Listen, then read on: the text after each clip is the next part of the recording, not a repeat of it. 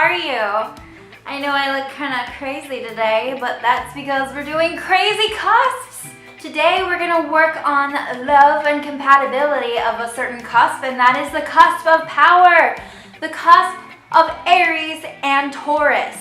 In the future, I will go more in depth with this for each cusp. Like, I'll tell you about who you're compatible with the most and how you work with different signs. But today we're just going to do an overview of you with your love life. So if you are an Aries Taurus cusp, this is for you. Aries is ruled by Mars, Taurus is ruled by Venus, and those two planets really go together. They are very emotional and passion-driven planets, right? Love, hate, war, whatever. It all runs together as one, which makes them very powerful. And this is why it's the cusp of power. If you're on this cusp, you are very self-sufficient. With that Taurus in you, you have way more patience than the average Aries. Now, the Taurus side of you really craves a secure relationship. You crave security, you crave stability, you crave a sense of home, of belonging. Even though you are independent and very strong-willed, you definitely need the support of your loved ones. The problem is you're not very good at finding it or seeking it out. You're not gonna ask for that support. Usually it has to come to you somehow. Can you believe this is the last of my wine? When it comes to disagreements with your loved ones, it can be kind of difficult to not let misunderstandings go out of proportion. You're not super melodramatic, but you can get very defensive. And if you misinterpret something and the communication isn't clear, then it's not going to turn out well. You can be very hard-headed, stubborn.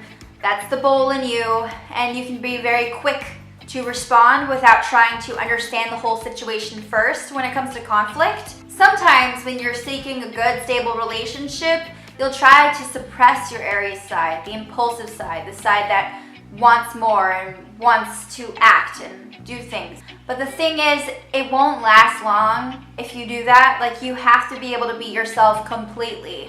You have to be able to be an Aries and a Taurus at the same time. When it comes to dating, you don't necessarily have a type. You find yourself drawn to people who are more argumentative, like people that you disagree with. You also might be drawn to people who don't fully understand you. You need to remember that you are awesome and you deserve better than that. You like consistency. That's the Taurus in you. You like knowing what to expect, and finding a partner that is predictable might seem boring, but it's actually what you need and what you want. You just need to find that right fit. You like people that have more depth, people that take risks as long as they have your back. You like feeling like you belong with them, but you're not afraid to call them out. If you disagree with them, you're not, you put your foot down. The downside to this is if you're in a relationship, sometimes that can become nagging. You are a planner when it comes to relationships. Not like a wedding planner or super organized, obsessive control freak. But you like to think about ahead of time. You want to get married, or you want this amount of kids. You kind of got an idea of what you want, and you want to know what to expect. You have a very high sex drive. Boing.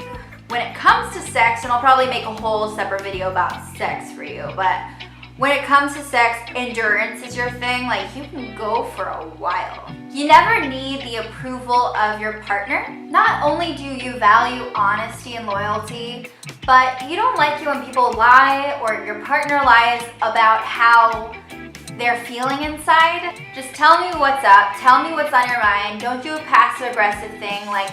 Tell me how you're feeling. And you see right through manipulation. It's like X-ray vision through manipulation.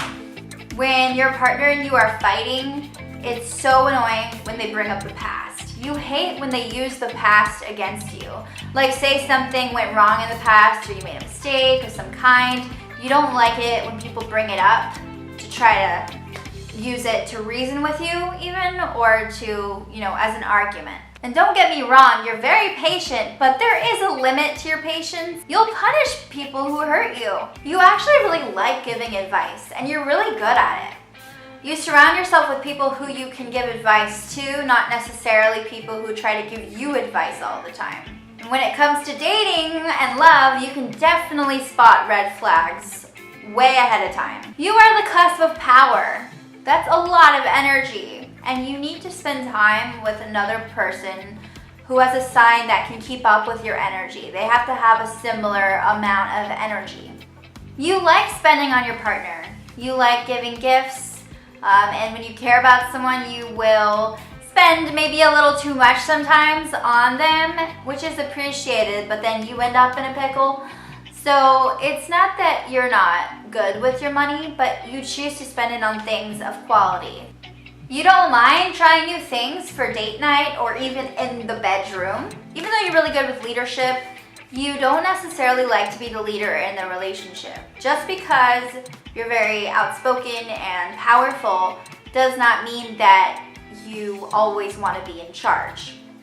And you hate always having to be the initiator, which is the role you kind of fall into sometimes. Always be mindful of what your loved one is feeling. People hang around you because you're inspirational. People are drawn to you because you have a strong influence on them. If your partner never underestimates you, then they're the one. Cheers to that! See you soon! Subscribe if you like this video, and let me know if you agree with this. Bye!